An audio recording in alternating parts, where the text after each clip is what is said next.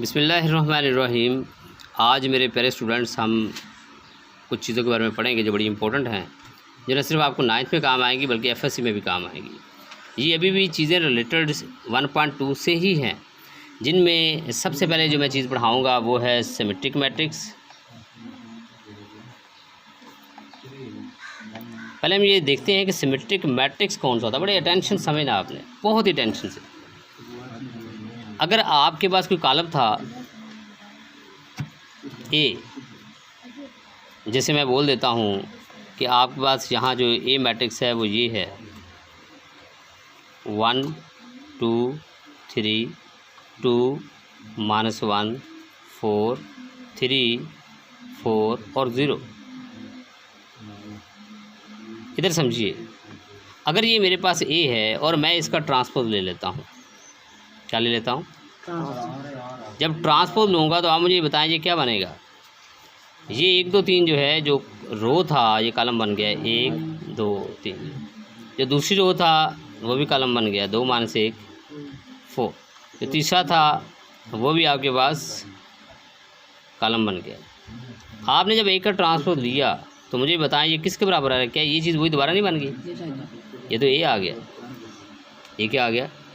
जब आप किसी भी चीज़ का ट्रांसपोज लें और वो अपने असल कॉलम के बराबर आ जाए, ट्रांसपोज लें और ट्रांसपोज लेने के बाद जो कॉलम बन रहा है वो ए के ही बराबर हो, तो हम ऐसे मैट्रिक्स को सिमेट्रिक मैट्रिक्स कहते हैं। क्या कहते हैं? Symmetric matrix. मेरी बात फॉलो करके।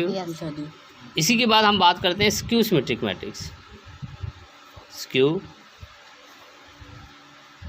Symmetric matrix. अगर आपके पास कोई भी कॉलम हो, जैसे हम एग्जांपल ले लेते हैं, ये कॉलम है 0 2 3 -2 0 1 -3 -1 और 0। ये हमने एग्जांपल लिए। मैं फ़र्ज़ कर लेता हूँ ये b के बराबर है। अगर आप चाहें तो इसे a के बराबर रख सकते हैं, इससे कोई फ़र्क नहीं पड़ता। आप a रखें, b रखें, t रखें, ये आपकी अपनी मर्ज़ी है, ये कोई भी नाम है।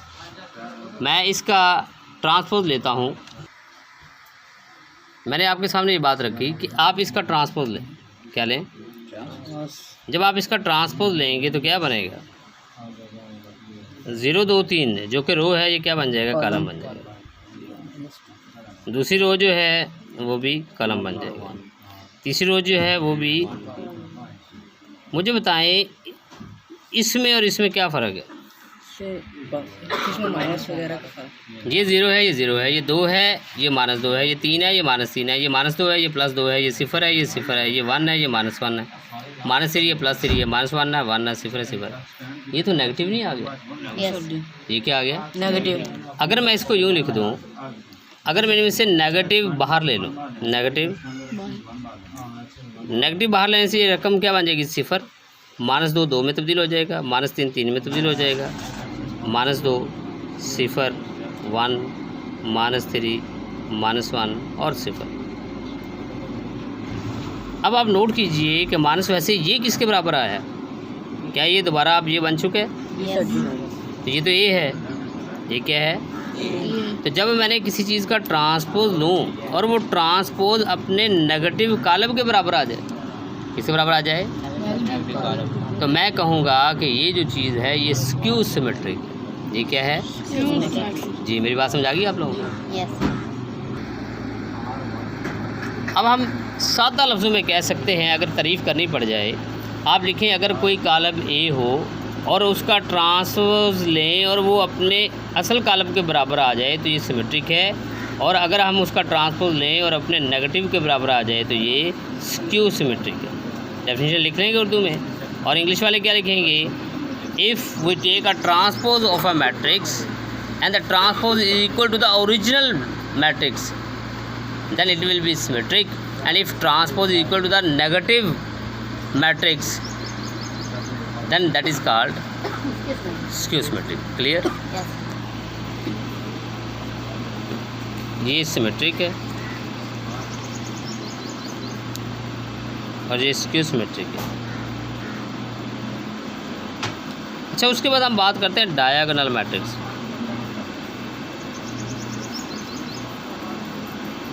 बात पे गौर कीजिएगा।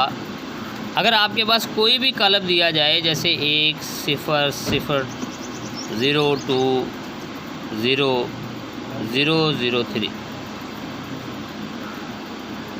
स्टूडेंट्स ये जो चीज़ होती है ना,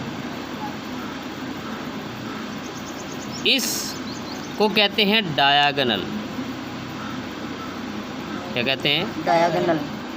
अगर आपके पास ऊपर और नीचे इससे सारे सिफर हों, ऊपर नीचे सारे, लेकिन इस डायगोनल में कम अज़ कम एक नंबर ऐसा हो जो सिफर ना हो, जो सिफर ना हो, हम उसको डायगोनल मैट्रिक्स कहते हैं। क्या कहते हैं? डायगोनल। मेरी बात समझ आ गई? आप क्या बोलते हैं? Diagonal matrix. डायगोनल मैट्रिक्स बोलते हैं। जैसे मैं एक आपके सामने ये एग्जांपल लिख दी है, और जो मैं अब ये दूसरी लिखता हूँ, अगर आप गौर करें तो मैं यूँ भी लिख सकता हूँ। यहाँ देखें, 0 0 0 0 1 0 0 0 3। और आप इस पर गौर करें तो आपका जो डायगोनल है, इसमें इवन एक सिफर भी आ गया है। इसके बावजूद भी ये डायगोनल मैट्रिक्स कहलाएगा। बात फॉलो कर गए हो? डायगोनल की आगे किस्में हैं, 2 किस्में हैं।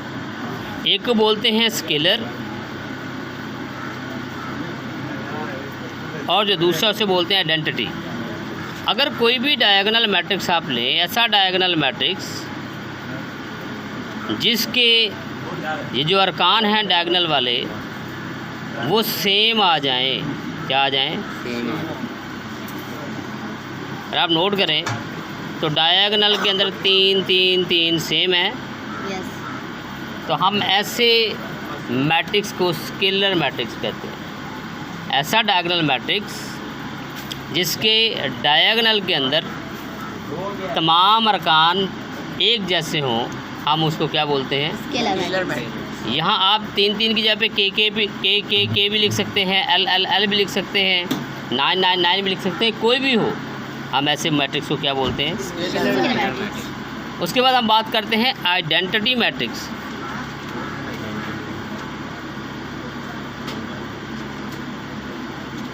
आइडेंटिटी मैट्रिक्स के अंदर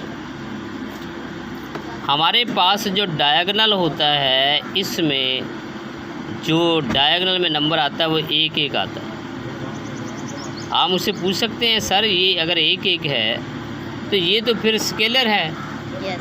बिल्कुल ये स्केलर है, लेकिन जब 1 आ जाए तो उस स्केलर मैट्रिक्स को जो नाम देते हैं वो क्या देते हैं? आइडेंटिटी मैट्रिक्स कहते हैं। जी बच्चे, मेरी बात समझ आ गई आप लोगों को? अगर आपको ये बात समझ आई है तो आज आपकी एक्सरसाइज जो 1.2 है, अगर आप उस पर गौर करें तो ये एक सवाल है, find the following matrix identity, diagonal, scalar and unit. Unit का मानिए आइडेंटिटी मैट्रिक्स। तो क्या आप इनमें से निकाल लेंगे? ज़रा इन पे गौर कीजिएगा। अगर आपको याद है तो ये 4 4 वाला कौन सा है? स्केलर है। ये कौन सा है? डायगोनल है। ये कौन सा है? आइडेंटिटी है। ये कौन सा है? डायगोनल है। 5 - 3 2 होता है, 1 + 1 2 होता है, ये 2 2 आ गई, ये कौन सा है? स्केलर। ये स्केलर है। और इसी के साथ आपकी आज जो एक्सरसाइज है वो फुली ख़त्म होगी। इसी के साथ हम आज का ये लेक्चर ख़त्म करते हैं। वस्सलाम, अल्लाह हाफिज़।